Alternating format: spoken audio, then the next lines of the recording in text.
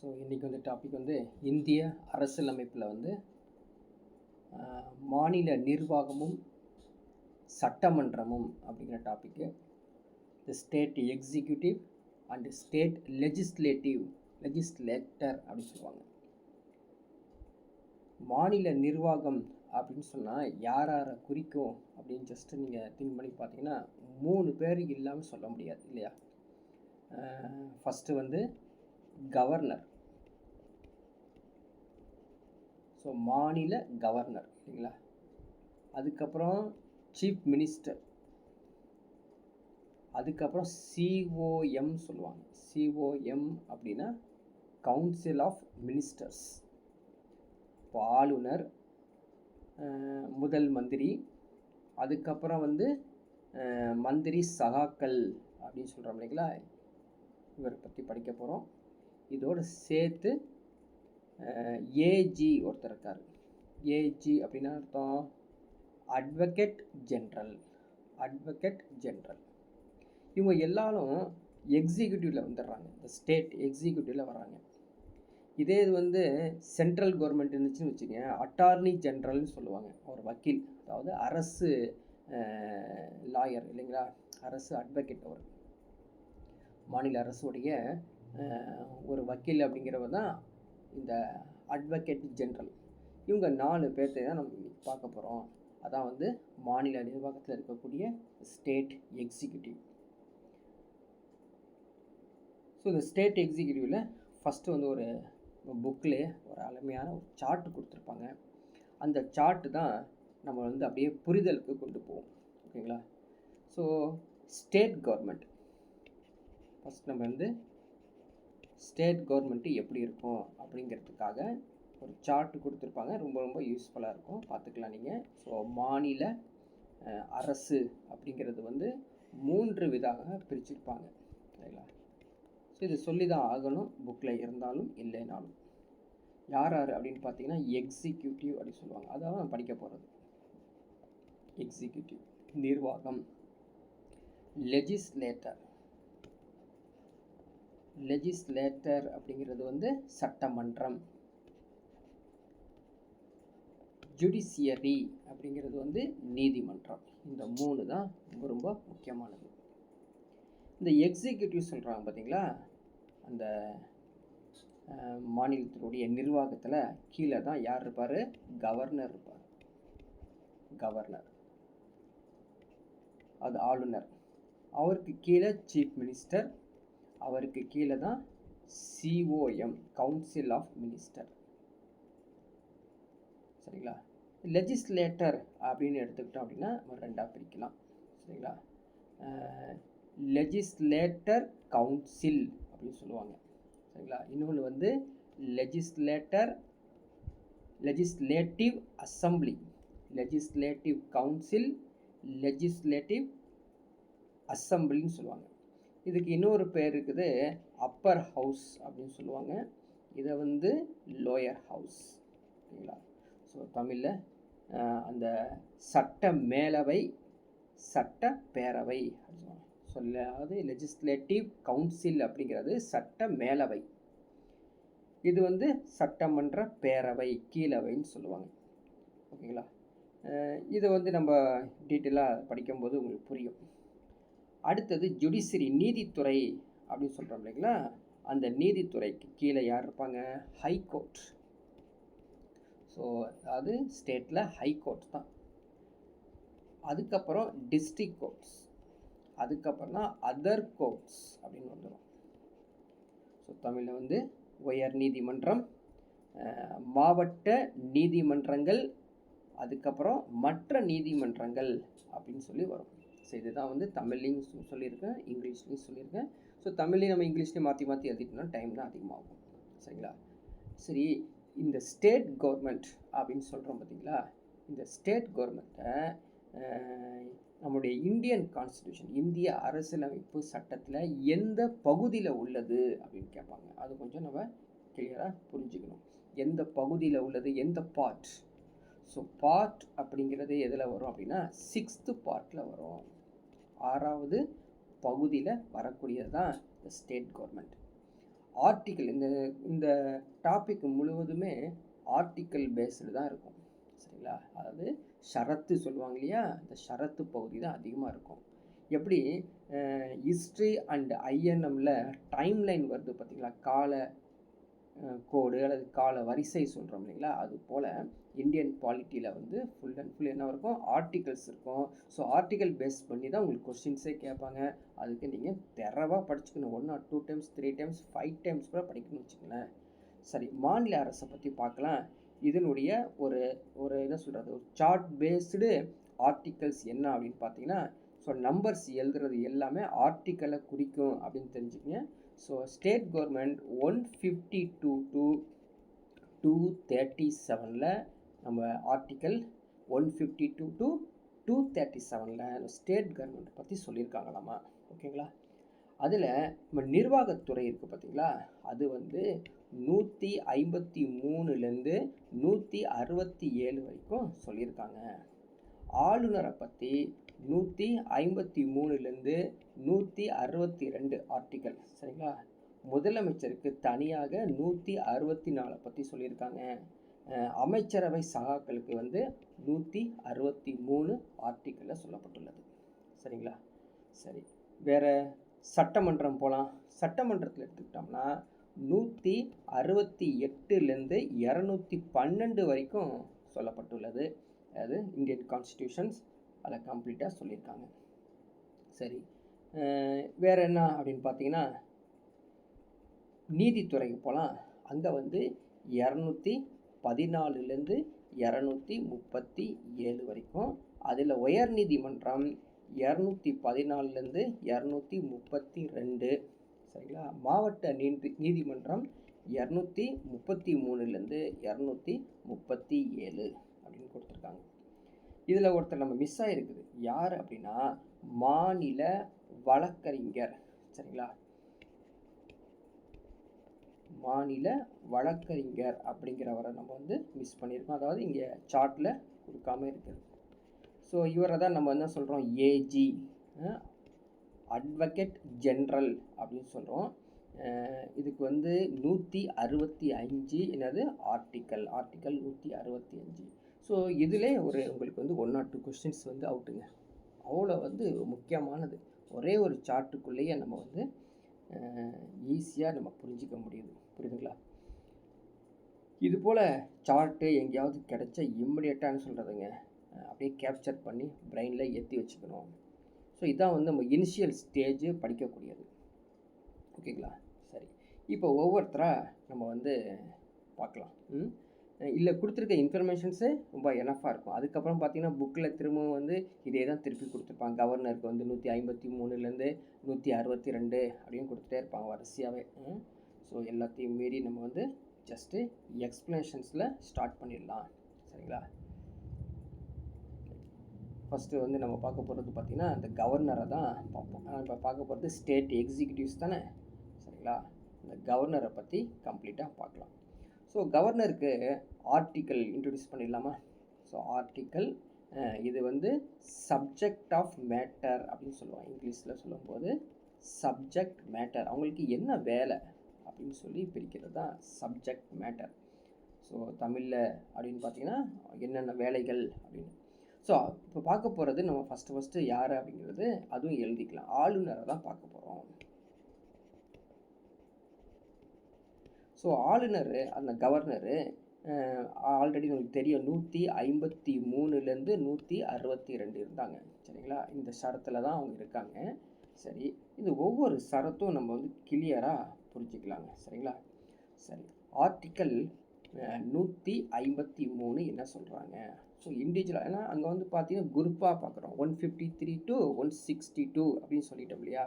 அந்த ஒன்று என்ன அப்படின்னு பார்க்குறோம். ஸோ 153 என்ன அப்படின்னு பார்த்தீங்கன்னா, மாநிலத்தில், சரிங்களா, ஒவ்வொரு முறை மாநிலத்தில் எழுத தேவையில்லை. ஸோ மாநிலத்தில் ஆளுநர் பற்றி கூறப்பட்டுள்ளது. ஆளுநர் எப்படி இருக்கணும் அப்படிங்கிறது பற்றி கூறப்பட்டுள்ளது. இந்த முதல் வந்து 153. சரிங்களா? அதாவது கவர்னர்ஸ் ஆஃப் ஸ்டேட்ஸ் அப்படின்னு சொல்லுவாங்க. 154 ஆர்டிக்கல் என்ன சொல்லியிருக்காங்க அப்படின்னு பார்த்தீங்கன்னா, அவங்களுடைய நிர்வாக அதிகாரத்தை பற்றி. நிர்வாக அதிகாரம். ஸோ நிர்வாக அதிகாரம்னா என்ன? Powers, executive power. சரிங்களா? எக்ஸிக்யூட்டிவ் பவரை பற்றி கூறப்பட்டுள்ளது 154. ஸோ 155 என்னவா இருக்கும் அப்படின்னு பார்த்தீங்கன்னா நியமனம். ஸோ ஷார்ட் எழுதுறேன். சரிங்களா? ஆளுநர் நியமனம், அதாவது அப்பாயின்மெண்ட் கொடுக்காரு. ஸோ அப்பாயின்மெண்ட் ஆஃப் கவர்னர் அப்படின்னா 155. ஓகே, சரி.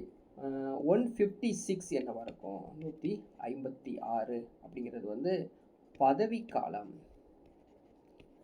ஸோ ஆளுநரின் பதவி காலம். ஸோ இதுக்கு வந்து டேர்ம் ஆஃப் ஆஃபீஸ், இங்கிலீஷில் வந்து பார்த்தீங்கன்னா டேர்ம் ஆஃப் ஆஃபீஸ் அப்படின்னு சொல்லுவாங்க. அடுத்தது 157 அப்படின்னு பார்த்தீங்கன்னா குவாலிஃபிகேஷன் இல்லையா? யாருடையது? கவர்னருடைய குவாலிஃபிகேஷன், அவருடைய தகுதியை பற்றி சொல்கிறாங்க. 158 அப்படின்னு பார்த்தீங்கன்னா அது condition of governor's office. Condition of governor's office, அதாவது நிபந்தனைகள் பற்றி சொல்கிறாங்க. ஸோ நிபந்தனைகள் பற்றி சொல்வது 158. 159 ஆர்டிக்கல் என்ன அப்படின்னு பார்த்தீங்கன்னா பதவி பிரமாணம். பதவி பிரமாணம் மற்றும் உறுதிமொழி, இதை பற்றி கூறப்படுவது ஆளுநருடைய பதவி பிரமாணம், உறுதிமொழி அப்படிங்கிறது வந்து oath. Oath or affirmation by the governor. So oath. So OATH. Oath or affirmation அப்படின்னு சொல்லுவாங்க. ஞாபகம் வச்சுக்கோங்க. affirmation by the governor. So 159 வரைக்கும் பார்த்தோம். ஸோ ரிமைனிங் இருக்கிறது 160 பார்க்கலாம்.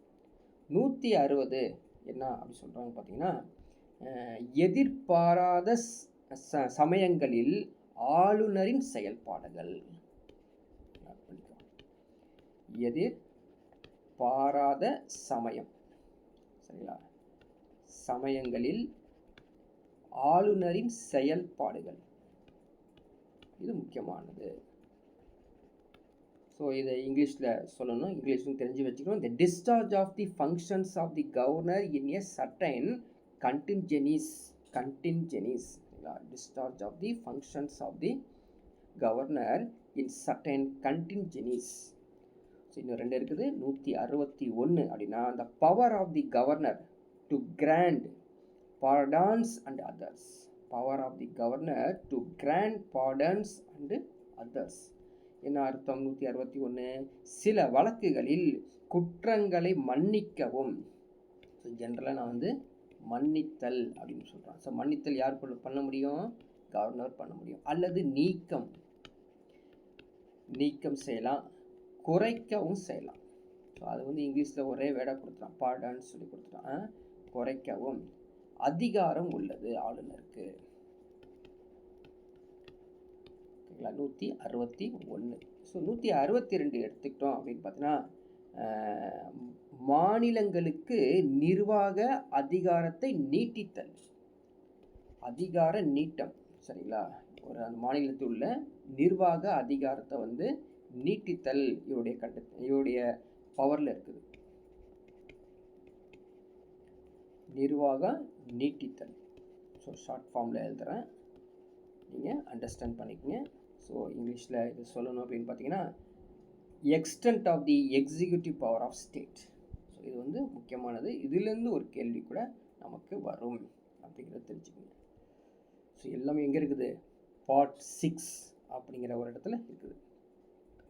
இப்போ நம்ம இதை கொஞ்சம் டீட்டெயிலாக பார்த்தோம்னா ஒவ்வொரு ஆர்டிக்கலும் நம்ம டீட்டெயிலாக பார்க்கலாம். ஃபஸ்ட்டு 153. ஒவ்வொரு மாநிலத்திற்கும் ஆளுநர் ஒருவர் நியமிக்கப்பட வேண்டும் என்று சட்டப்பிரிவு 153 கூறுகிறது. அதான் ஃபுல் டீட்டெயில்ஸை தான் ஷார்ட்டாக எழுதியிருக்கோம். ஓகேங்களா? சரி, நம்ம என்ன பண்ணியிருக்கோம் அப்படின்னு பார்த்தீங்கன்னா, அதாவது இந்தியாவில் இருக்கக்கூடிய ஆளுநர் நியமிக்கிறத பற்றி ஒரு எக்ஸ்ப்ளனேஷன் கொடுக்குறாங்க. அடுத்தது என்ன கொடுக்குறாங்க அப்படின்னா, அதாவது 7வது திருத்த சட்டம் உருவாகுதுங்க. ஃபஸ்ட்டு பாருங்கள், 7வது திருத்த சட்டம், அதாவது என்ன சொல்லுவாங்க, 7th அமெண்ட்மெண்ட்ஸ் சொல்கிறோம் இல்லையா, கான்ஸ்டியூஷனல் அமெண்ட்மெண்ட்ஸ். அது எப்போ நடந்தது? 1956 நடந்தது. அந்த சட்டத்தின் பிரகாரம் என்ன சொல்கிறாங்க அப்படின்னு பார்த்துக்கங்க, ஒரே நபர் ஒன்று அல்லது அதற்கு மேற்பட்ட மாநிலங்களின் ஆளுநராக நியமிக்கப்படலாம். நல்லா தெரிஞ்சுக்கோ, 7வது திருத்த சட்டம் 1956 கீழ் ஒரே நபர், ஒரே ஒரு ஆளுநர், ஸோ மோர் தென் ஒன் ஸ்டேட்ஸை வந்து நீங்கள் அதாவது பவர் வச்சுக்கலாம் அப்படின்னு சொல்கிறாங்க. So 7th Amendment Act 1956, the same person can appointed as a governor of one or more states. So இந்த பாயிண்ட்டு ஞாபகம் வச்சுக்கணும். அடுத்தது போலாம், ஜனாதிபதியை யார் நியமிப்பார்? ஆளுநரை யார் நியமிப்பார்? ஆளுநரை யார் நியமிப்பார்? ஜனாதிபதி நியமிப்பார். வச்சுக்கோ, ஆளுநரை யார் நியமிப்பார்? மாநிலத்தின் ஆளுநரை அப்பாயின்மெண்ட் பண்ணுறவர் யார் அப்படின்னா, the governor of state is appointed by the president. சரிங்களா? இவர் இந்த ஆளுநர் இருக்கார் இல்லைங்களா, இந்த ஆளுநர் எப்படிப்பட்டவர் அப்படின்னு சொல்லலாம். அவர் வந்து சிஹெச் அப்படின்னு ஞாபகம் வச்சுக்கணும். English medium students, Tamil medium students ஈஸியாக ஞாபகம் வச்சுக்கணும். சிஹெச் எல்லாம் ஞாபகத்தில். ஸோ படிக்கிறதுக்கு புக்கு இருக்குதுங்க, ஞாபகம் வைக்கிறதுக்கு தான் நமக்கு கிளாஸே தேவைப்படுது இல்லையா? இது என்னத்தை நம்ம புதுசாக சொல்ல வேண்டியதாக இருக்குது, எல்லாமே புக்கில் உள்ளது. எப்படி ஞாபகம் வச்சுக்கணும்? சிஹெச் அப்படின்னு ஞாபகம் வச்சுக்கணும். What is CH? Constitutional head. Constitutional head of state. CHS, அதாவது மாநிலத்தின் அரசியலமைப்பு தலைவராக உள்ளவர் தான் அந்த ஆளுநர். ஆளுநர் என்பவர் மாநில அரசின் அரசியல் அமைப்பு தலைவராக உள்ளார். அவர் தான் வந்து அரசியல் அமைப்பை காப்பாற்றணும் அப்படின்னு நினச்சிக்கணும். அதுக்கப்புறம் வந்து இவருடைய அடுத்த ஒரு ஒர்க்கு அப்படின்னு பார்த்தீங்கன்னா, எக்ஸிஸ்ட் இன் தி ஸ்டேட்ஸ் அப்படின்னு சொல்லுவாங்க. எக்ஸிஸ்ட்னா என்ன மீனிங் அப்படின்னு பார்த்தீங்கன்னா, ஆளுநர்கள் மாநில அரசுகளில் நியமிக்கப்படுகிறார்கள். ஆளுநர்கள் மாநில அரசுகளில் எக்ஸிஸ்ட் இன் தி ஸ்டேட்ஸ் அப்படின்னு ஞாபகம் வச்சுக்கணும். சரிங்களா? அடுத்தது யூனியன் பிரதேசனுக்கு போனீங்கன்னு வச்சுங்களேன், அதாவது யூனியன் டெரிட்டரிஸ், அங்கே போனீங்கன்னா அங்கே பார்த்தீங்கன்னா ஆளுநர்லாம் இருக்க மாட்டாங்க தெரியுங்களா? அதுக்கு பதிலாக யார் இருப்பாங்க? அவங்களுக்கு பேர் என்னங்க? எல்ஜி. நான் வச்சுக்கணும், எல்ஜி. அவர் பேர் வந்து எல்ஜி. சப்போஸ் எல்ஜி அப்பாயின்மெண்ட் கொடுக்காட்டி என்ன பண்ணுவாங்க? A. So AM, small M போட்டுக்கோங்க, ஏஎம். ஸோ இதோட மீனிங் புரிஞ்சுக்கணும். எல்ஜி என்னங்க? லிeutenant கவர்னர்ஸ். Not a governor. அவர் கவர்னர் கிடையாதுங்க. லிeutenant கவர்னர்ஸ். ஸோ ஸ்பெல்லிங் வேணும்னா LIEUTENANT, லிeutenant கவர்னர், அதாவது துணை ஆளுநர். சப்போஸ் துணை ஆளுநர் அந்த இடத்துல யூனியன் டெரிட்டரியில் இல்லாட்டி என்ன பண்ணுவாங்க? அட்மினிஸ்ட்ரேட்டர்னா என்ன அர்த்தம்? நிர்வாகிகள். அவங்க வந்து அந்த அதிகாரத்தை எடுத்துக்குவாங்க அல்லது ஆட்சி செய்வாங்க அப்படின்னு சொல்கிறாங்க. சரி, அடுத்தது போகலாம். இவரை பற்றி அடுத்தது, இவர் எப்படிப்பட்டவர் அப்படின்னு பார்த்தீங்கன்னா, நாமினல் எக்ஸிக்யூட்டிவ் சொல்லுவாங்க. நாமினல் ப்ரைஸ் அப்படின்னு கேள்விப்பட்டிருப்பீங்க. நாமினல் எக்ஸிக்யூட்டிவ் அப்படின்னு அர்த்தம் பெயர் அளவில் அதிகாரம் பெற்றவர். பெயர் அளவிலான அதிகாரம் பெற்றவர் தான் இந்த கவர்னர் அப்படி சொல்லுவாங்க. இதுக்கு இன்னொரு அருமையான இங்கிலீஷ் வேர்டு இருக்குது, அதாவது DEGURE, டெஜூர் எக்ஸிக்யூட்டிவ் அப்படின்னு ஞாபகம் எக்ஸாமில் கேட்டுருவாங்க. டெஜூர், DEJURE, டெஜூர் எக்ஸிக்யூட்டிவ். இவருடைய அத்தாரிட்டி எப்படி இருக்குதுங்க? பெயர் அளவில் இருக்கும் அப்படிங்கிறதான் ஆமாம் இதில் கொடுக்கப்பட்டுள்ளது. சரி, அடுத்தது இவர் வந்து அரசியலமைப்பு தலைவராக இருக்குது. இன்னொரு வேலை செய்வார் தெரியுங்களா? இன்னொரு வந்து இவங்க பாருங்கள், இன்னொரு வேலை என்னது, பிரிட்ஜு போல இருப்பாருங்க. யாராருக்கு பிரிட்ஜு தெரியுங்களா? சென்ட்ரல் கவர்மெண்ட்டுக்கும் ஸ்டேட் கவர்மெண்ட்டுக்கும் யார் இருப்பாருங்க? கவர்னர். அவர் தான் பிரிட்ஜு. அது மத்திய அரசுக்கும் மாநில அரசுக்கும் இடையில் ஒரு இணைப்பாக இவர் செயல்படுவார். இணைப்பாக இவர் யாருங்க? ஆளுநர் செயல்படுவார். சரி, இவர் யாரெல்லாம் அப்பாயின்மெண்ட் பண்ணுவார், இல்லை யாரெல்லாம் அப்பாயின்மெண்ட் பண்ணுவார் அப்படின்னு சொல்கிறத விட இவருடைய அப்பாயின்மெண்ட்டை பார்க்கலாம், இவருடைய நியமனத்தை பார்க்கலாம். ஆர்டிக்கல் 155 இவருடைய நியமனத்தை பற்றி சொல்லப்பட்டுள்ளது. ஓகேங்களா? அப்பாயின்மெண்ட் பற்றி கூறப்பட்டுள்ளதுன்னு சொல்லி முன்னாடியே இங்கே பார்த்துட்டு வந்தோம். சரிங்களா? சரி, இவருடைய பதவி காலம் நமக்கு எல்லாருக்கும் தெரியும். எவ்வளோங்க? 5 years. இவருடைய பதவி காலம் 5 years. இதுவும் தெரியும், ஒன்றும் பிரச்சனை இல்லை. இது உண்மையா 5 years அப்படிங்கிறது? First 5 years. ஆனால் இன்னொரு பார்த்துக்கலாம், எக்ஸ்ன்னு ஒன்று போட்டுக்கலாம். ஏன்னா எக்ஸ்ன்னு என்ன அர்த்தங்க? ஜனாதிபதியின் விருப்பத்தின் பெயரில் பதவியில் இருப்பார். புரியுதா? ஸோ 5 வருஷம் அப்படிங்கிறது இந்த ஆர்டிக்கல் 155 சொல்லப்படுகிறது. இன்னொரு ஆர்டிக்கல் ஒன்று சொல்லுது, ஆர்டிக்கல் 156 ஷரத்து 156 என்ன சொல்லுது? ஜனாதிபதியின் விருப்பத்தின் பெயரில் பதவியில் இருப்பார் அப்படின்னு சொல்லிடுதுங்க. இன்னொரு ஆர்டிக்கல் 157 இவரை பற்றி அடுத்தது சொல்லுது.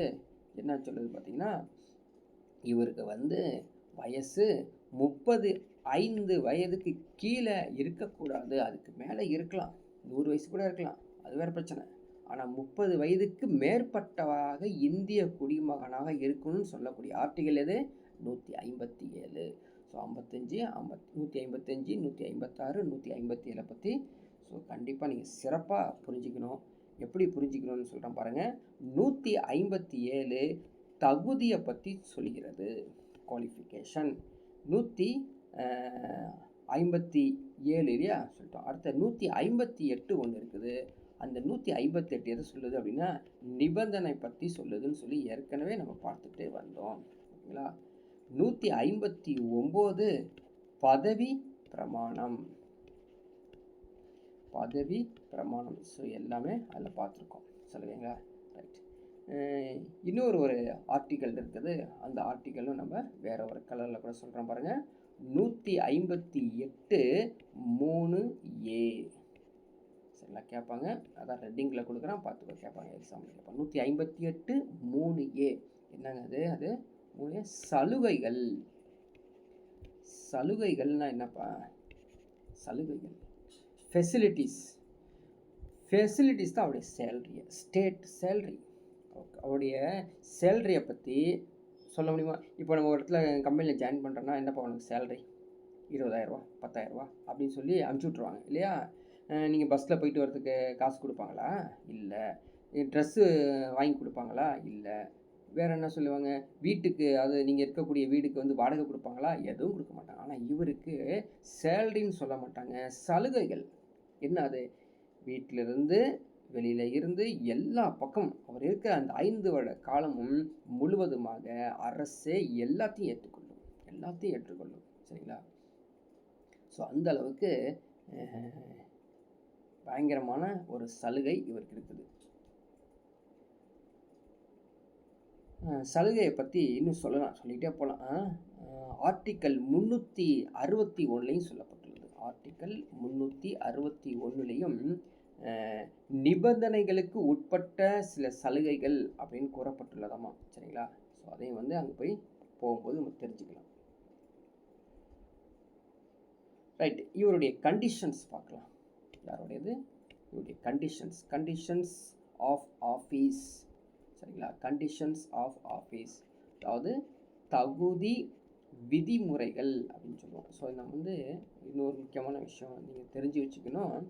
இந்த டாபிக்ஸ் இந்தியன் பாலிட்டி வரைக்கும், இந்தியன் பாலிட்டியில் வந்து 70% டெக்ஸ்ட் புக்ஸ் இல்லைங்களா, 30% நியூஸ் சேனல்ஸ், மேகசின்ஸ்.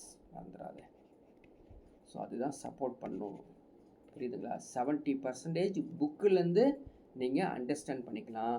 ரிமைனிங் 30%, அதாவது என்ன சொல்கிறேன் அப்படின்னா, ஒரு 100 கேள்வி இருக்குன்னா 70 கேள்வி டெக்ஸ்ட் புக்கிலேருந்து இருக்கலாம்.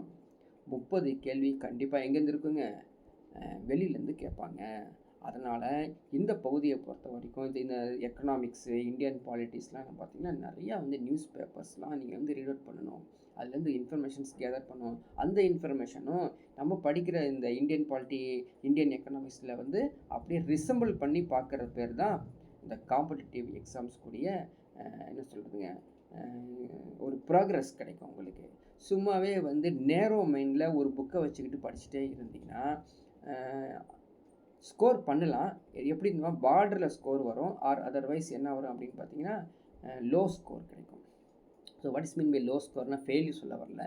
அதாவது இப்போ எக்ஸாம்பிளுக்கு இப்போ டிஎன்பிசி எடுத்துக்கிட்டோம் அப்படின்னு பார்த்தீங்கன்னா 300க்கு வந்து நீங்கள் வந்து 260 மேலே இருக்கணும் ஸ்கோரு. அப்படிங்கிறப்ப நீங்கள் உங்களுடைய ஸ்கோரு 261 இருக்கும். அப்போ கவுன்சிலிங்கில் கடைசியாக போயிடுறீங்க.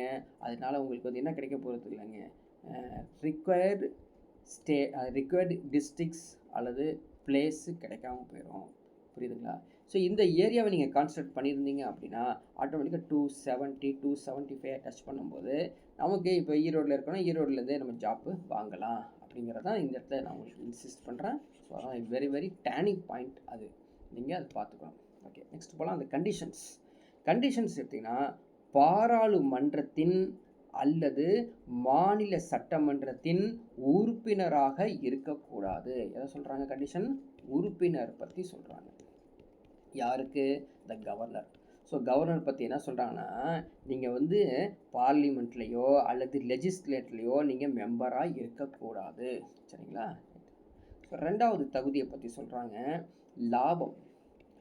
ஷார்ட் ஃபார்மில் எழுதுகிறப்ப லாபம், ப்ராஃபிட் எங்கேயுமே உங்களுக்கு கிடைக்கக்கூடாது. அதாவது ஒரு பிஸ்னஸ் பண்ணி ப்ராஃபிட் கிடைக்கக்கூடாது. ஆர் அதர்வைஸு ஏதாவது ஒரு ஆஃபீஸில் நீங்கள் வந்து நான் வந்து சட்ட நிபுணராக அல்லது அட்வைசராக எங்கேயுமே நீங்கள் வந்து எக்ஸ்ட்ரா சேலரி வாங்கக்கூடாது. புரியுதுங்களா? சைடு பிஸ்னஸ் பண்ணியிருக்கவே கூடாது.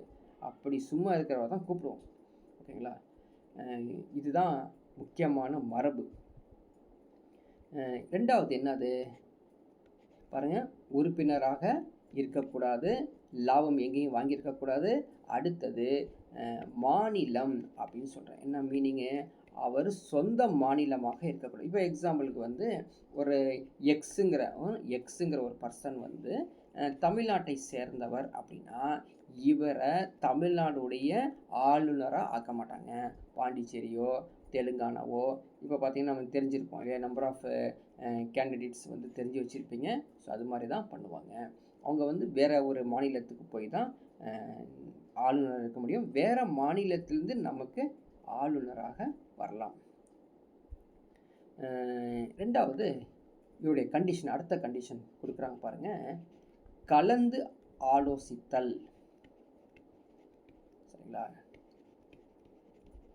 கலந்து ஆலோசித்தல் அப்படிங்கிறது என்னது? Tick mark கொடுத்தலாம், செய்யணுங்கிறாங்க. கண்டிஷனே செய்யணும். யாருடன் அப்படின்னு பார்த்தீங்கன்னா, ஸோ கவர்னர் ப்ளஸ் சிஎம்.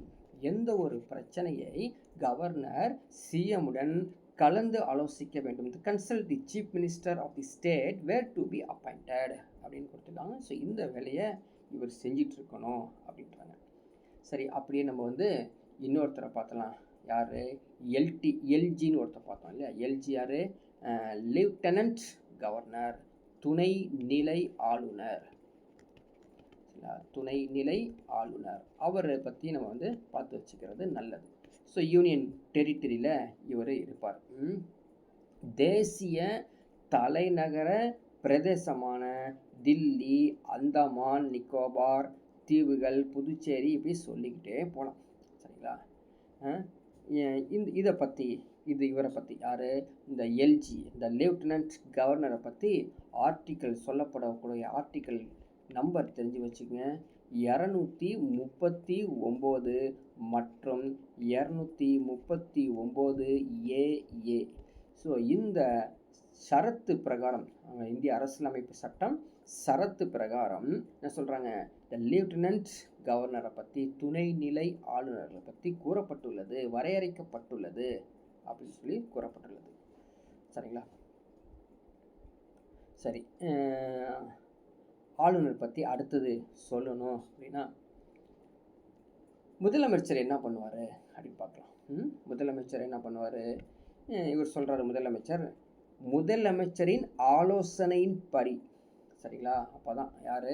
முதலமைச்சருடைய சிஎம் வித்து கவர்னர் அவருடைய ஆலோசனைப்படி தான் யாரை அப்பாயின்மெண்ட் பண்ணுவாங்க? சிஓஎம் கவுன்சில் ஆஃப் மினிஸ்டர்ஸை அப்பாயின்மெண்ட் பண்ணுறாங்க இல்லைங்களா? ஸோ முதலமைச்சர் தான் ஒரு லிஸ்ட்டு கொடுக்குறாரு. நான் ஒரு 30 அமைச்சர்களை வந்து உங்களிடம் கொடுக்குறேன், அதை நீங்கள் வந்து நியமிங்க, நீங்கள் தான் அப்பாயின்மெண்ட் கொடுங்க அப்படின்னு சொல்லி அவர் வந்து ஒரு பெட்டிஷன் கொடுத்ததுக்கப்புறம் தான் அவர் அப்பாயின்மெண்ட்டே கொடுக்குறாரு. அதே மாதிரி யாருக்கு? கவர்னருக்கு ரைட்ஸ் இருக்குது. என்ன ரைட்ஸ் இருக்குது அப்படின்னா, இலாக்கான்னு கேள்விப்பட்டிருப்பீங்களா? என்னது இலாக்கா? அது ஒதுக்கீடு செய்தல். எது? பொறுப்புகளின் ஒதுக்கீடு. அலோகேஷன் அண்டு ரீஷஃபிள் 2 வேலையும் செய்யலாங்க. அலோகேஷன் அண்டு ரீஷஃபிள் கவர்னருக்கு சான்ஸ் இருக்குது. அப்போ என்ன அர்த்தம்? சிஎம்கிட்ட கன்சல்ட் பண்ணாமல் செய்ய முடியாது, ஆனால் அவருக்கு ரைட்ஸ் இருக்குது. இப்போ ஒரு இப்போ ஃபினான்ஸ் மினிஸ்டராக ஒருத்தர் இருக்கார், சரியாக கவனிக்க மாட்டார், இன்னைக்கு நைட்டு தூக்கிடலாம் அப்படின்னு கவர்னருடைய பவர் கிடையாது. பட் கவர்னர் இருந்தாலும் சிஎம்கிட்ட அவர் ஆலோசனை செய்வார். ரெண்டாவது, அடுத்தது ஒன்று, கவர்னர் என்ன பண்ணுறாரு அப்படின்னு பார்த்தீங்கன்னா, சிஎம்மையும் கண்காணிப்பார், சிஎம்முடைய மினிஸ்டர்ஸையும் கண்காணித்தே கொண்டிருப்பார். அவங்களுடைய நடவடிக்கை கரெக்டாக இருக்குதா, சரியாக செஞ்சிட்ருக்காங்களா, எல்லாரும் வந்து சரியான வேலைகளை செஞ்சு கொண்டிருக்கிறார்களா, எல்லாமே வந்து திட்டங்களை நிறைவேற்றிட்டுருக்காங்களா அப்படின்னு அவர் மானிட்டர் பண்ணிட்டுருப்பாருங்க. Are directs, guides and control activities of all the ministers. நல்லா அருமையான ஒரு இங்கிலீஷ் வேர்டு. சரிங்களா? Directs, guides and controls activities of all ministers அப்படிங்கிற கவர்னருடைய பவர் இருக்குது.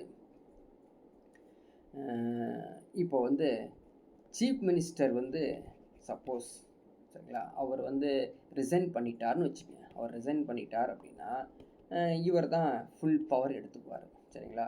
அப்போ நீங்கள் ஒரு கேள்வி கேட்கலாம், சார் சீஃப் மினிஸ்டர் ரிசைன் பண்ணிட்டார் அப்படின்னா நீங்கள் தான் சிஓஎம் வச்சுருப்பீங்கள்ல, கவுன்சில் ஆஃப் மினிஸ்டர், அவங்க பார்க்க மாட்டாங்கன்னா அவங்க பார்க்க மாட்டார். சிஎம் இறங்கிட்டார்னா சிஓஎம்மும் அபாலிஷ் ஆயிரும். சரிங்களா? அவங்களும் ரிசைன் பண்ணிடுவாங்க, ஆட்டோ ரிசைன் ஆயிரும். சிஎம் இறங்கிட்டார் அப்படின்னா மினிஸ்டர்ஸும் ஆட்டோவாக ரிசைன் ஆயிடுவாங்க. அப்போ ஃபுல் பவரை வந்து யார் எடுத்துக்குவாங்க?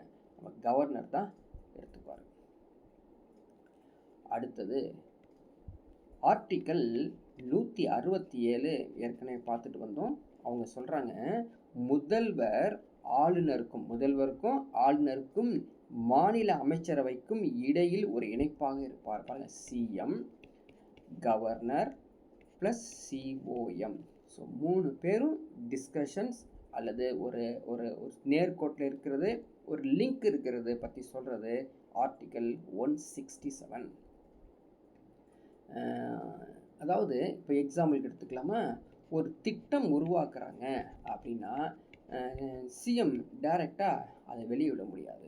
நேராக கவர்னர்கிட்ட போய் பர்மிஷன் வாங்கி அங்கேருந்து வந்து, இப்போ ரீசெண்டாக கூட நீங்கள் கேள்விப்பட்டிருப்பீங்க, பெண்களை பாதுகாக்கக்கூடிய சட்டங்கள், குற்றவியல் சட்டங்களுக்கு கடுமையான தண்டனையை வந்து ஒரு சட்டமன்றத்தில் ஏற்றி அது கவர்னருக்கு கொடுத்து, கவர்னர் அங்கேருந்து வந்து ஒரு அது ஒப்புதல் கொடுத்ததுக்கப்புறம் தான் சட்ட வடிவில் அது வந்து வருங்க. சரிங்களா? இது இல்லாமல் சிஎம் உடைய அட்வைஸ், சரிங்களா, சீஃப் மினிஸ்டருடைய அட்வைஸ், அவர் தான் வந்து அட்வைஸ் பண்ணுவார். முக்கியமான மறந்துடாதீங்க, அட்வைஸ். அவர்கிட்ட கேட்காம பண்ண முடியாது எதுவுமே. என்னென்ன அவர்கிட்ட கேட்காம பண்ண முடியும்? அது யாருங்க?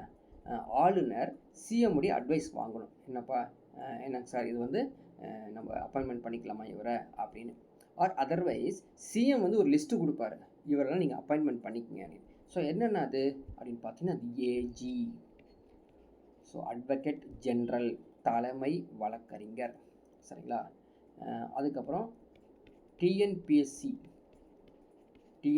என்னங்க, தேர்வானுடைய கமிஷனர் இல்லைங்களா, கமிஷனர் யார்? Attorney general, state public service commission. So state சொன்னேன், ஸ்டேட் பப்ளிக் சர்வீஸ் கமிஷன் உடைய கமிஷனரை அப்பாயின்மெண்ட் பண்ணுறது, சேர்மனை அப்பாயின்மெண்ட் பண்ணுறது, மெம்பர்ஸ் அப்பாயின்மெண்ட் பண்ணுறது.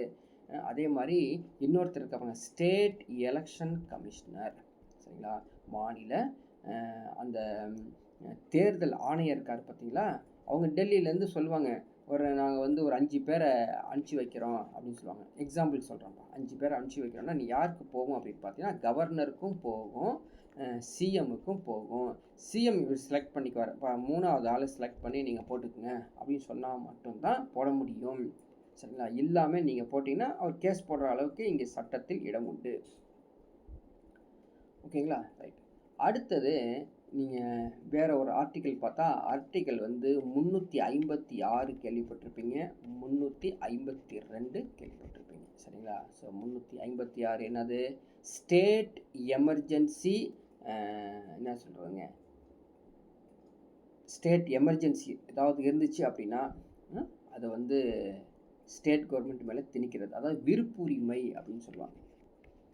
விருப்புரிமை அப்படின்னா கவர்னர் வந்து 356 பயன்படுத்தி கலைக்கலாம். சரிங்களா, இதே 356 அப்படின்னா இது ஸ்டேட் எமர்ஜென்சி சொன்னோம், இது நேஷ்னல் எமர்ஜென்சி அப்படிங்கிறது தெரிஞ்சுக்கலாம். இது போல் நம்ம வந்து ஸ்டேட் அட்மின் கூட சொல்லலாம், ஸ்டேட் எமர்ஜென்சி, ஸ்டேட் அட்மின் எல்லாமே சொல்லலாங்க. ஸோ அந்த அளவுக்கு இந்த ஆர்டிக்கலில் இங்கே இடம் உண்டு. அடுத்து சட்டமன்றத்தில் தொடர்புடைய அதிகாரம் என்னென்ன இருக்குது, யாருக்கு, நம்ம ஆளுநருக்கு சட்டமன்றத்தில் என்ன தொடர்பு அவருக்கு.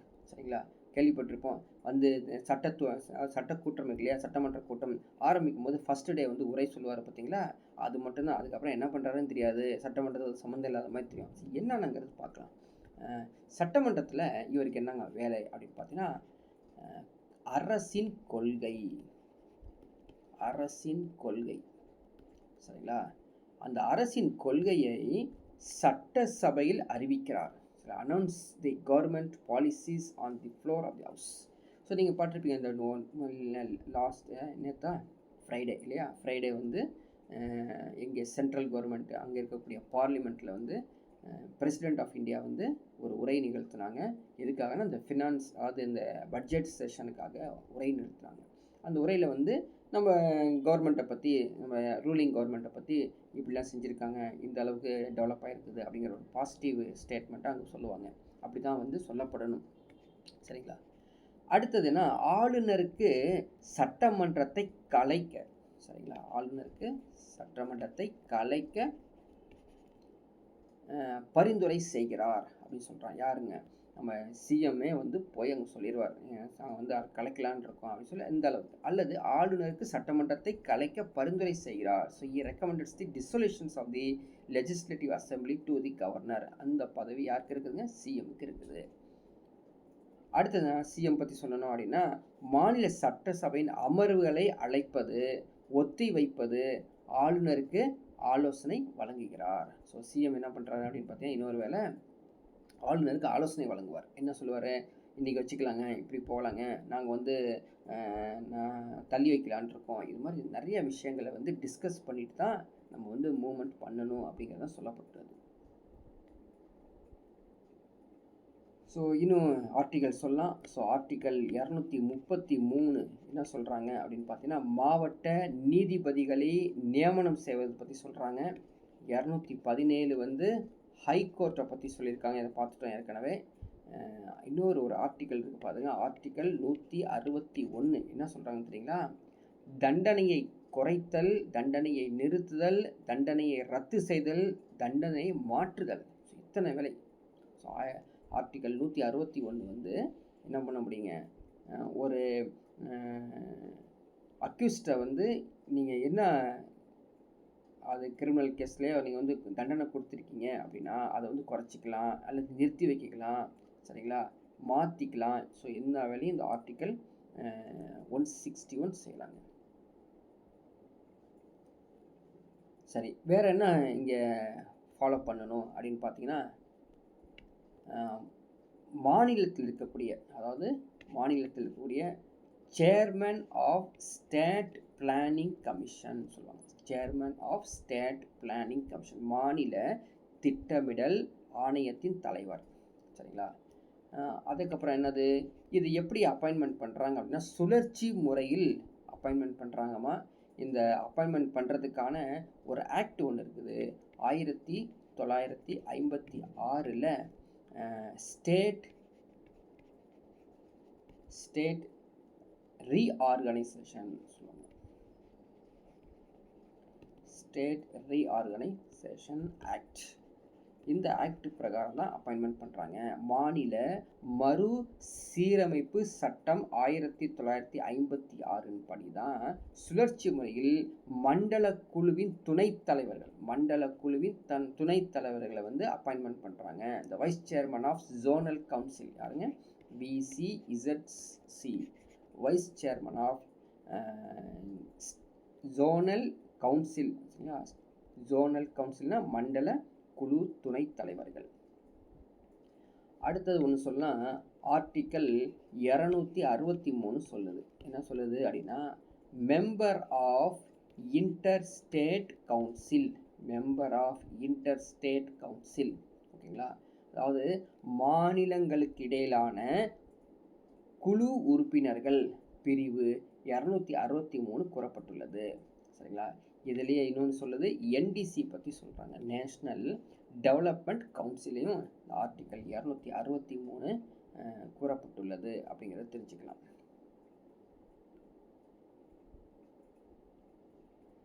அடுத்தது வந்து பார்த்தீங்கன்னா ஸ்டேட் கவுன்சில் ஆஃப் மினிஸ்டரை பற்றி பார்க்கலாங்க. State council of minister, SCOM, generally COM சொல்லுவாங்க, மாநில அமைச்சரவை.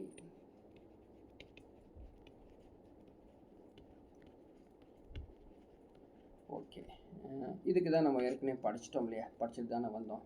அதாவது பகுதி 6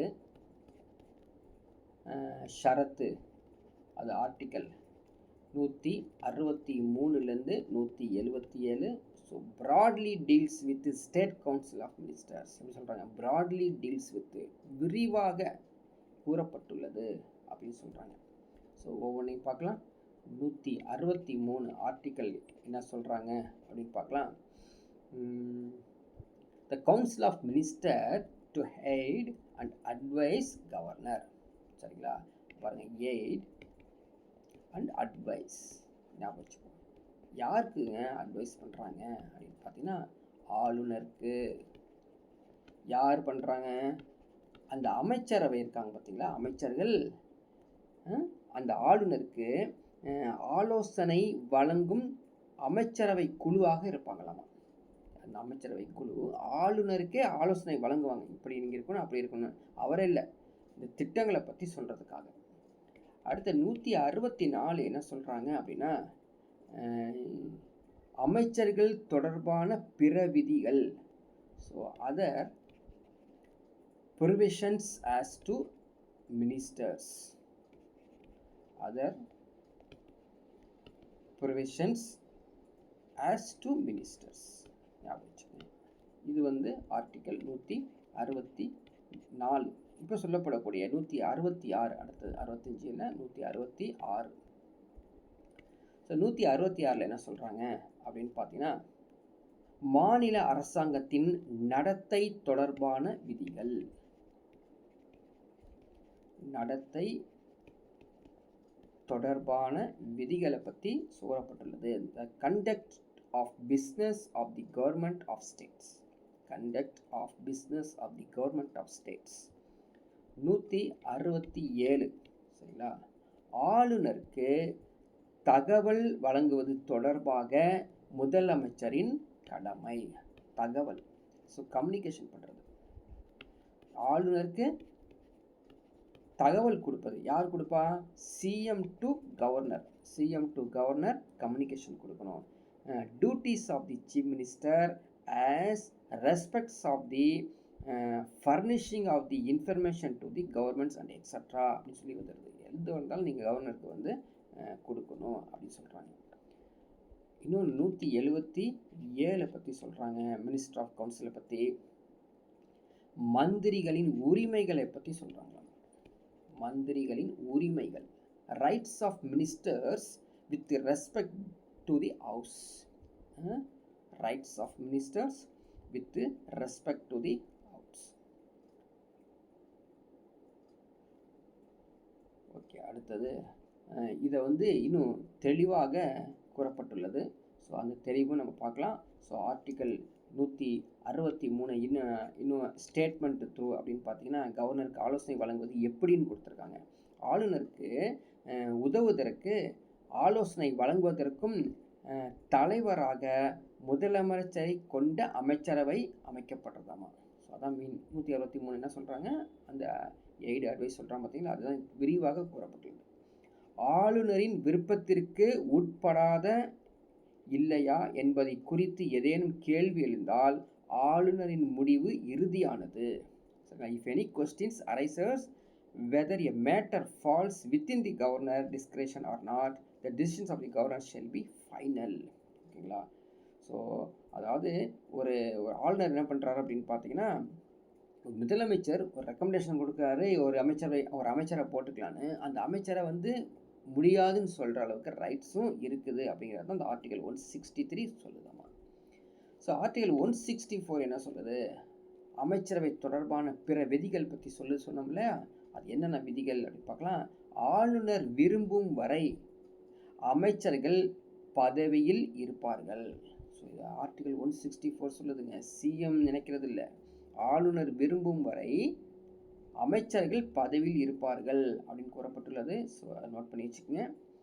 அடுத்த ஒரு பாயிண்ட் சொல்கிறாங்க, அமைச்சரவை மாநில சட்டசபைக்கு கூட்டாக பொறுப்பாக இருப்பாங்கம்மா. அது இல்லாமல் 6 மாத காலத்திற்கு மாநில சட்டமன்ற உறுப்பினராக இல்லாத அமைச்சராக இருப்பதை நிறுத்தி கொள்ள வேண்டும். அதாவது அவர் எக்ஸாம்பிளுக்குங்க, சிஎம் என்ன பண்ணுறாரு அப்படின்னு பார்த்தீங்கன்னா, எக்ஸுங்கிற ஒரு பர்சனை ஒரு ஃபினான்ஸ் மினிஸ்டராக ஆக்கிட்டாரு. இப்போ எக்ஸுங்கிற person basically not a MLA. அவர் எம்எல்ஏ எந்த ஒரு தொகுதியிலையும் நின்று அவர் வின் பண்ணவில்லை.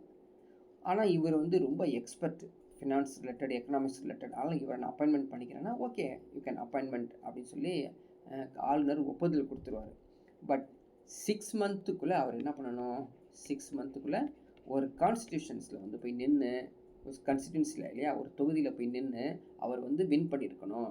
ஸோ வின் பண்ணிவிட்டு அதை கண்டினியூ பண்ணிக்கலாம். இன்கேஸ் வின் பண்ணலை அல்லது நிற்கலை அப்படின்னா அதை வந்து கண்டினியூ பண்ணக்கூடாது அப்படிங்கிறது தான் ஆர்டிக்கல் 164 கூறப்பட்டுள்ளது. அடுத்த போல் 166 பற்றி சொல்கிறாங்க, மாநில அரசாங்கத்தின் அலுவலர் நடத்துமுறை. என்ன அலுவலர் நடத்துமுறை, மாநில அரசாங்கத்தின் அனைத்து அலுவலர்னா அந்த ஆஃபீஸ், அந்த முறைகள் எல்லாமே ஆளுநரின் பெயரில் தான் மேற்கொள்ளப்படும்.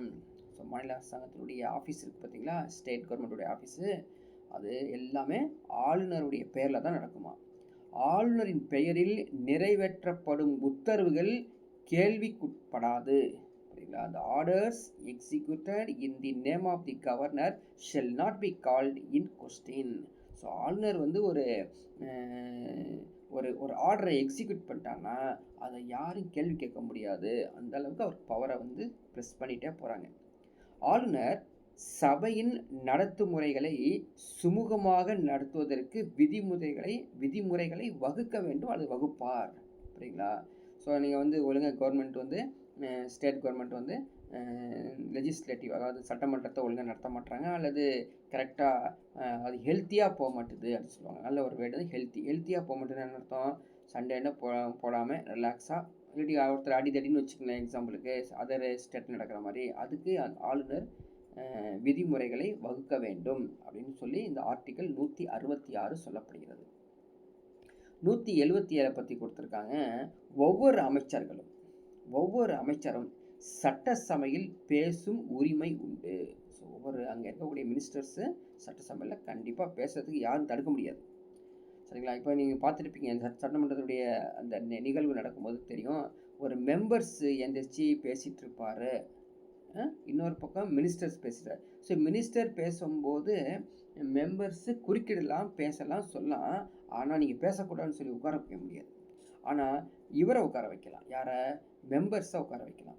சட்டசபையின் செயற்பாடுகளில் பங்கேற்பது, கண்டிப்பாக take part of the presidents of the assembly யார் மினிஸ்டர்ஸ். ஆனால் அவருக்கு வாக்களிக்கும் உரிமை இல்லை.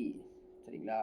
So but he shall not be entitle to vote. அதாவது ஒரு அமைச்சராக இருந்தார்கள்னா அவங்க வாக்களிக்கும் உரிமை இல்லை. என்ன மீனிங்கு அப்படின்னு பார்த்தீங்கன்னா, ஒரு திட்டத்தை ஒரு மசோதாவை கொண்டு வராங்க அப்படின்னா அமைச்சர்கள் யாரும் ஓட்டு போட மாட்டாங்க, மெம்பர்ஸ் மட்டும்தான் ஓட்டு போடுவாங்க அப்படிங்கிறதான் சொல்கிறாங்க. இது சம்பந்தமாக இன்னொரு இன்ஃபர்மேஷன்ஸ் கொடுக்குறாங்க பாருங்கள். 91வது அரசியல் திருத்த சட்டம். அரசியல் திருத்த சட்டம் 2003 சொல்ல முக்கியமானது. 91வது அரசியல் திருத்த சட்டம் 2003. 91st கான்ஸ்டியூஷனல் அமெண்ட்மெண்ட் ஆக்ட் 2003 பற்றி என்ன முக்கியமானது தெரிஞ்சு வச்சுக்கணும். என்ன சொல்கிறாங்க, இந்த சட்ட திருத்தத்தின்படி அதாவது முதலமைச்சர் என்ன பண்ணணும் அப்படின்னு பார்த்தீங்கன்னா 15% வரை தான் 15% வரை என்ன வச்சுக்கலாங்க, COM நம்பர்ஸ் வச்சுக்கலாம். ஷார்ட் ஃபார்மில் சொல்கிறேன், COM நம்பர்ஸ். என்ன மீனிங்கு, ஒரு சீஃப் மினிஸ்டர் அவருடைய அமைச்சர்களை 15% வரை வைத்து கொள்ளலாம். சரிங்களா? இப்போ எக்ஸாம்பிளுக்கு வந்து நம்மளுக்கு 234 தொகுதி இருக்காங்க அப்படின்னா இதில் 15%னா என்னாச்சு? ஸோ 23 பேர் 10, அது ஒரு 5 சேர்த்தோம் அப்படின்னு பார்த்தீங்கன்னா 11 பார்த்தீங்கன்னா ஒரு 34, சரிங்களா, அல்லது 35 சிஎம்ஸை தான் மினிஸ்டர்ஸை தான் வச்சுக்க முடியும். அதுக்கு மேலே வைக்க முடியாது. புரியுதுங்களா? அதுதான் அவங்க சொல்கிறாங்க. இதுக்கு மேலே தாண்டக்கூடாது. இதுக்குள்ளே நீங்கள் வச்சுக்கலாம், 5 பேர் கூட வச்சுக்கலாம், 30 பேர் கூட வச்சுக்கலாம். ஆனால் 40 பேர் போகக்கூடாது. அது கண்டிப்பாக இந்த 91வது அரசியலமைப்பு திருத்த சட்டம் 2003 கூறப்பட்டுள்ளது. இது அடுத்தது சொல்கிறாங்க, ஒரு மாநிலத்தில் இதே 91வது திருத்த சட்டம் சொல்லுது, ஒரு மாநிலத்தில் முதலமைச்சர் உட்பட அமைச்சர்களின் எண்ணிக்கை 12க்கும் குறைவாக இருக்கக்கூடாது. ஒன்று சொன்னாங்க 15%க்கு மேலே இருக்கக்கூடாதுன்னு சொல்கிறாங்க. அடுத்தது சிஎம் + COM ரெண்டும் சேர்த்து 12க்கு கீழே போகக்கூடாது. அருமையான ஒரு அரசியல் திருத்த சட்டம். புரியுதுங்களா? அரசியலமைப்பு திருத்த சட்டம் என்ன சொல்கிறாங்க, 12க்கு கீழே போகக்கூடாது. யாருக்கு சொல்கிறாங்க? மாநிலத்துக்கு. அதாவது பதவி விலகல், அடுத்த ஒரு பாயிண்ட், பதவி விலகல் பண்ணுறாங்க. ஸோ ரிசனேஷன் பண்ணிக்கிறாங்க, டிஸ்குவாலிஃபை ஆகுறாங்க, அது மாதிரி. அது மாதிரி இருந்தாங்கன்னா பதவி விலகல் அடிப்படையில் தகுதி நீக்கம் செய்யப்பட்டால் அமைச்சராக நியமிக்கப்படுவதற்கு தகுதியும் நீக்கப்படும். சரிங்களா? ஸோ நீங்கள் வந்து இப்போ ரீசெண்டாக ஒரு 7 years பிஃபோர்லாம் நீங்கள் கேள்விப்பட்டிருப்பீங்க, ஒரு எம்எல்ஏவை வந்து தகுதி நீக்கம் செய்கிறாங்க. அதாவது இவர் எம்எல்ஏ கிடையாதுன்னு சொல்லிடுறாங்க. அப்போது இந்த எம்எல்ஏ கிடையாதுன்னா இவர் வந்து மினிஸ்டராக இருந்தார்னா மினிஸ்டரும் போயிடும், அந்த போஸ்ட்டும் சேர்ந்து போயிடும். அப்படிங்கிறதான் இந்த 91வது அரசியலமைப்பு திருத்த சட்டம் கூறப்பட்டுள்ளது. சரி, இந்த மினிஸ்டர்ஸுடைய ரெஸ்பான்சிபிலிட்டிஸ் என்ன, பொறுப்பு என்னென்ன பொறுப்புகள் கூறப்பட்டது. ஜென்ரலி மினிஸ்டர்ஸ் அப்படின்னா கலெக்டிவ் ரெஸ்பான்சிபிலிட்டி.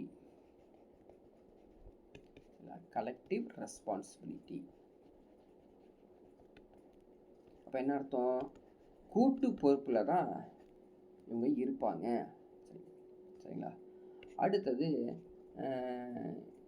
அமைச்சரவை அதன் அனைத்து செயல்களுக்கும் மாநிலத்தின் சட்டமன்றத்திற்கு கூட்டு பொறுப்பு. ஜென்ரலாக எல்லாரும் வந்து சேர்ந்து தான் இந்த council of ministers collectively responsible to the legislative assembly அப்படின்னு சொல்கிறாங்க. We can understand. அடுத்து போலாம், அமைச்சரவைக்கு எதிராக நம்பிக்கை இல்லா தீர்மானம். சரிங்களா? அப்படி வந்துச்சுன்னா, நம்பிக்கை இல்லை தீர்மானம் வந்துச்சுன்னா என்ன பண்ணுறது, நம்பிக்கை இல்லா தீர்மானம் வந்துருச்சு அப்படின்னா அவங்களுக்கு தெரியுமில்ல, என்ன ஈஸியாக நாம் வச்சுக்கலாம். யார்? சிஎம்மும் out, COM out. So no confidence motion against the council of ministers and all the ministers have to resign. அதை ஓடிடணும்.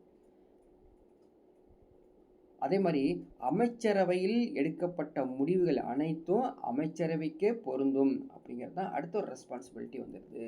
ஸோ இந்த ரெஸ்பான்சிபிலிட்டிலாம் யார் சொல்கிறாங்கன்னா ஆர்டிக்கல் 164, ஸோ பிரிவு 164 தனிநபர் பொறுப்பு அப்படின்னு சொல்லிடுறாங்க. இண்டிவிஜுவல் ரெஸ்பான்சிபிலிட்டி அப்படின்னு சொல்லிடுறாங்க. புரியுதுங்களா? அமைச்சருடைய பதவிக்காலம் ஒரு கொஸ்டின் கேட்கலாம்ல. இந்த கவுன்சில் ஆஃப் மினிஸ்டர் சொல்கிறோம் இல்லையா, அமைச்சரவைகளுடைய பதவிக்காலம் எத்தனை வருஷங்க? 5 வருடமா, 4 வருடமா, 3 வருடமா அப்படின்னா எதுவுமே கிடையாது. ஆளுநரின் விருப்பம் தான். இந்த கொஸ்டின் கேட்டு வச்சுருக்கான், படித்து வச்சுக்கோ. சரிங்களா? அதாவது மினிஸ்டர், நான் சொல்கிறது வந்து அமைச்சரவை சகாக்களை பற்றி சொல்கிறேன், முதலமைச்சரை பற்றி சொல்லவில்லை. அமைச்சரவை சகாக்கள் பதவிக்காலம் என்ன அப்படின்னா ஆளுநரின் விருப்பம் தான். ஆளுநரின் விருப்பம் வரை இருக்கலாம். அடுத்த ஒரு கேள்வி கேட்கலாம். முதல் மந்திரி சீஃப் மினிஸ்டருடைய பதவிக்காலம் என்னங்க? நிறைய பேர் 5 இயர்ஸ்னு எழுதி வச்சுருக்காங்க. ஸோ சீஃப் மினிஸ்டருடைய பதவிக்காலமே இல்லை. என்ன பதவிக்காலம்? மெஜாரிட்டி தான் பதவிக்காலம். மெஜாரிட்டி இருக்கிற வரைக்கும் அவர் இருப்பாருங்க. நாளைக்கே மெஜாரிட்டி இல்லை, நம்பிக்கை இல்லை, தீர்மானத்தில் தோல்வி எழுந்துட்டார் அப்படின்னா சிஎம் போயிடுவார். சிஎம் பதவியிலேருந்து போயிடுவாருங்க அவர். அதுதான் முக்கியமானது. ஸோ ஆனால் முதலமைச்சரின் ஆலோசனையின் பேரில் மட்டுமே ஆளுநர் அமைச்சரவை பதவி நீக்க செய்ய முடியும். புரியுதுங்களா? அதாவது ஒரு அமைச்சரை ஆளுநர் விருப்பத்தின் பெயரில் தான் பதவிக்காலம் இருக்கும். ஆனால் பதவியை நீக்கணும் அப்படின்னு நினச்சாருன்னா சிஎம் உடைய அட்வைஸ் இல்லாமல் அவரை நீக்க முடியாது. ஸோ இதில் என்ன பார்த்துருக்கோம் அப்படின்னு கொஞ்சம் திங்க் பண்ணி பார்த்தீங்கன்னா, இந்த ஆளுநருடைய பவர்ஸும் அவர் ஆளுநர், chief minister, minister of council எல்லாத்தையும் எப்படி அவர் டீல் பண்ணியிருக்காரு அப்படிங்கிறத அந்த டீட்டெயில்ஸு முடியுது. ஓகேங்களா? சரி, அடுத்தது நம்ம முதலமைச்சரை பற்றி பார்க்கலாம். சிஎம் பற்றி பார்க்கலாம் தனியாக. முதலமைச்சர் ஸோ அரசியல் அமைப்பால் அமைக்கப்பட்ட பாராளுமன்ற முறையில் அமைந்த அரசியல் ஆளுநர் மாநிலத்தில் பெயரளவில் நிர்வாகியாகவும் முதலமைச்சர் உண்மையான நிர்வாகியாகவும் இருப்பார். நான் பார்த்தோம் இல்லையா, நாமினல் ரெஸ்பான்சிபிலிட்டிஸ், நாமினல் பவர் யாருக்குங்க? ஆளுநருக்கு. பெயர் அளவில் மாநில ஆளுநராக அதிகாரம் பெற்றவர்.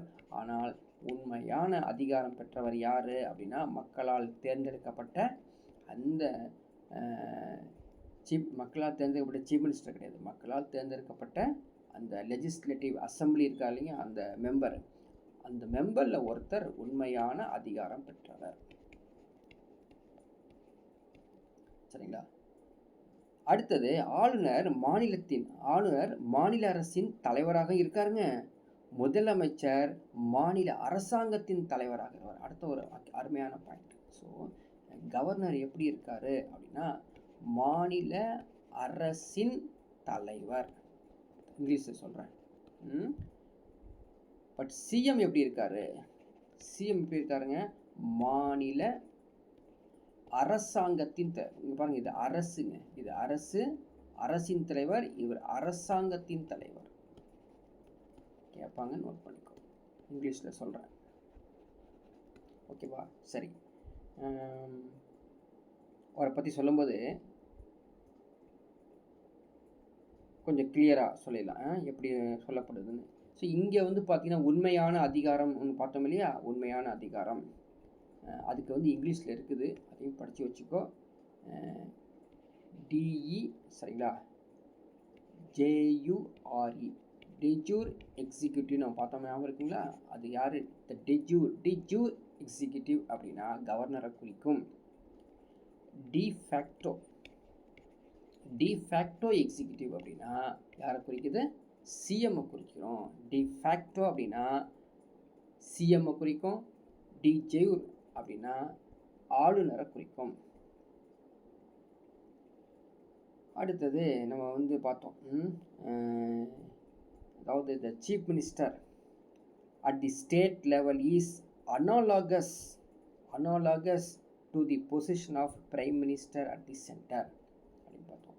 ஸோ நம்ம இதை சொன்னோம் பார்த்தீங்களா, மாநில அரசு தலைவர், மாநில அரசாங்கத்தின் தலைவர், அதுதான் டெஜூர் அப்படிங்கிறது மாநில அரசு தலைவர், மாநில அரசாங்கத்தின் தலைவர் டிஃபேக்டோ எக்ஸிக்யூட்டிவ். அது ஞாபகம் வச்சுக்கிட்டு, மாநில அளவில் முதலமைச்சர் நிலை மத்தியில் பிரதமர் நிலையை போன்றதாகும். சரிங்களா, எப்படி வந்து சென்ட்ரலில் பிரைம் மினிஸ்டர் இருக்காரோ அதே மாதிரி தான் இங்கேயும் வந்து சீஃப் மினிஸ்டர் இருக்கார். ஸோ இவர் அப்பாயின்மெண்ட் பற்றி பார்க்கலாம்.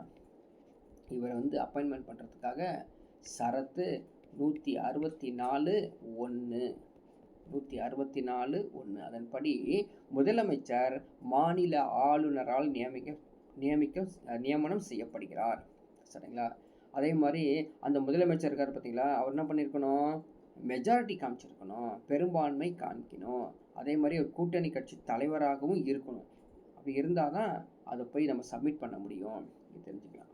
ஒருவேளை எந்த ஒரு கட்சியும் பெரும்பான்மை பெறாத பொழுது அல்லது பெரும்பான்மை பெற்றவர்கள் தங்களது தலைவரை தேர்ந்தெடுக்க தவறும் பொழுது அதிகாரத்தை பயன்படுத்தி அடுத்த பெரும்பான்மை பெற்ற பெரிய கட்சி அமைச்சராக வரலாம். அதான் முக்கியமான பாயிண்ட்டுங்க.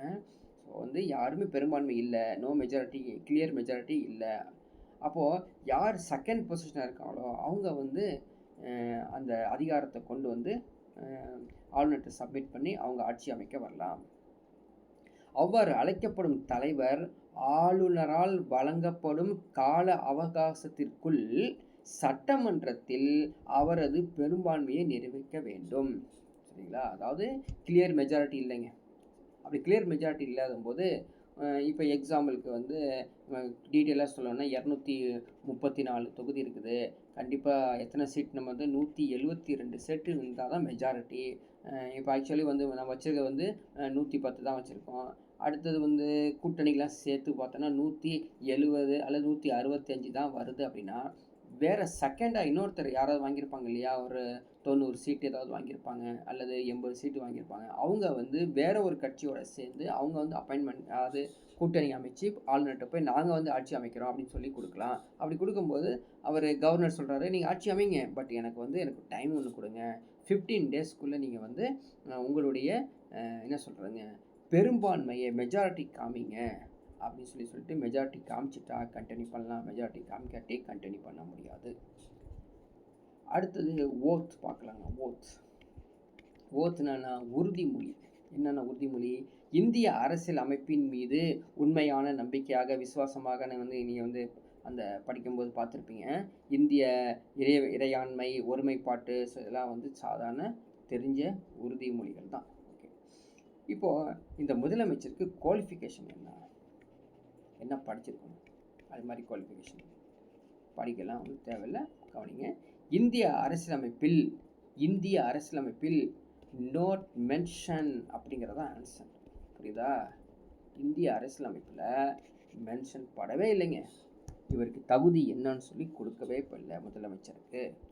எந்த வயது இருந்தாலும் சரி, அதுக்காக சிறிய வயதில் யாரும் முதலமைச்சர் ஆக முடியாது, அது ஒரு விஷயம். 15 வயசு 20 வயசுலாம் சொல்ல வரல, மெச்சூர்டு இருக்கணும் இல்லையா? முதலமைச்சராக நியமிக்கப்படக்கூடிய நபர் சட்டமன்ற உறுப்பினராக இருக்க வேண்டும். அதான் ஃபஸ்ட்டு, சட்டமன்ற உறுப்பினராக இருக்க வேண்டும். பதவிக்காலம் சொல்கிறாங்க, சரிங்களா? என்னது, அவருடைய மெஜாரிட்டி இருக்க வரைக்கும் தான் பதவிக்காலம். 5 வருடத்தில் மெஜாரிட்டி காமிச்சுன்னா 5 வருஷம் இருக்கலாம். அதே மாதிரி சட்டமன்றத்தில் எப்போதும் அவர் பெரும்பான்மை இழக்கின்றாரோ அப்படியே உடனே அவர் ராஜினாமாவும் ஆயிடுவார். இவர் சரியில்லைங்க, இவரை மாற்றி ஆகுன்னா 356 ஆர்டிக்கல் 356 பயன்படுத்தி ஒரு எமர்ஜென்சியை கொண்டு வந்து முதலமைச்சரை பதவி இழக்க நேரிட வைக்கலாம் அப்படிங்கிறது கொடுத்துருக்காங்க. இவருடைய அடுத்தது என்ன அப்படின்னு பார்த்தீங்கன்னா ஃபங்க்ஷன்ஸ் என்னென்னா, இவருடைய வேலைகள் அப்படின்னா அமைச்சரவையை வந்து தொடர்புடையது, ஆளுநரை தொடர்பற்றது, சட்டமன்றத்தில் இருக்கிறது, இதர பணிகள், அதர் பவர்ஸ், ஃபங்க்ஷன்ஸ் எல்லாமே ஃபுல் அண்ட் ஃபுல் இவருக்கு தான் வந்துடுது. ஓகேங்களா? ஸோ இப்படியே இந்த முதலமைச்சர் பற்றி இந்த டீட்டெயில்ஸு இட்ஸ் எனாஃப். சரிங்களா? அடுத்தது நம்ம பார்க்க போனால் ஃபுல்லாக வந்து அதிகாரங்கள் சம்மந்தப்பட்டது இருக்குது. இன்னும் நம்ம வந்து கடைசி ஒருத்தரை பார்க்கணும். அவர் யார் அப்படின்னு பார்த்தோன்னா ஏஜி. அவரை பார்த்தோன்னா இந்த டாபிக் முடியும். ஸோ ஏஜி அப்படிங்கிறது அட்வொகேட் ஜெனரல், அரசு தலைமை வழக்கறிஞர். இவர் ஆர்டிக்கல் 165 தெளிவாக விரிவாக கூறப்பட்டுள்ளது. இவருடைய பதவியை பற்றி கம்ப்ளீட்டாக சொல்லியிருக்காங்க. இவர் தான் மாநிலத்தின் மிக உயர்ந்த சட்ட அதிகாரி, ஹையஸ்ட் லா officer. So advocate general highest லா ஆஃபீஸர். இவர் தான் இருக்கக்கூடிய மாநிலத்தில் இருக்கக்கூடிய எல்லாத்துக்கும் லாக்கும் இவர் தான் பெரியவர். அரசு இவர்கிட்ட தான் போய் அட்வைஸ் கேட்பாங்க. ஸோ எங்களுக்கு கொஞ்சம் அட்வைஸ் கொடுங்க, இது மாதிரி பிரச்சனை இருக்குது அப்படின்னா இவர் தான் கொடுத்தாகணும். அப்போனா இவர் எப்படி இருக்கணும், இவருடைய தகுதி எப்படி இருக்கணும்னு நினச்சி பாருங்கள். மாநிலத்தின் தலைமை வழக்கறிஞர் அப்படிங்கிறது ஆளுநர் பணிகளை ஒதுக்கலாம் சொல்லியிருக்காங்க. மாநிலத்தின் தலைமை வழக்கறிஞர்களுக்கு ஆளுநர் பணிகளை ஒதுக்கலாம். The governor may assign duties to advocate general of the state. So வந்து கவர்னரே நேரடியாக என்ன பண்ணுறாங்க, அவர் கொஞ்சம் வேலை கொடுக்கலாம், இப்படி இருங்க அப்படின்னு. இப்படி வரிசையாக நம்ம வந்து எல்லாமே ஓரளவுக்கு பார்த்துட்டோம். சரிங்களா? அட்டார்னி ஜெனரலை பற்றி நம்ம ஜென்ரலாகவே அப்பாயின்மெண்ட்டு, அவருடைய பதவிக்காலம் எல்லாமே வந்து வேறு ஒரு பகுதியிலையும் நம்ம வந்து அதை எக்ஸ்பிளைன் பண்ண முடியும். அடுத்த பகுதியில் வந்து ஸ்டேட் லெஜிஸ்லேட்டிவை பார்க்கலாம். ஓகேங்களா?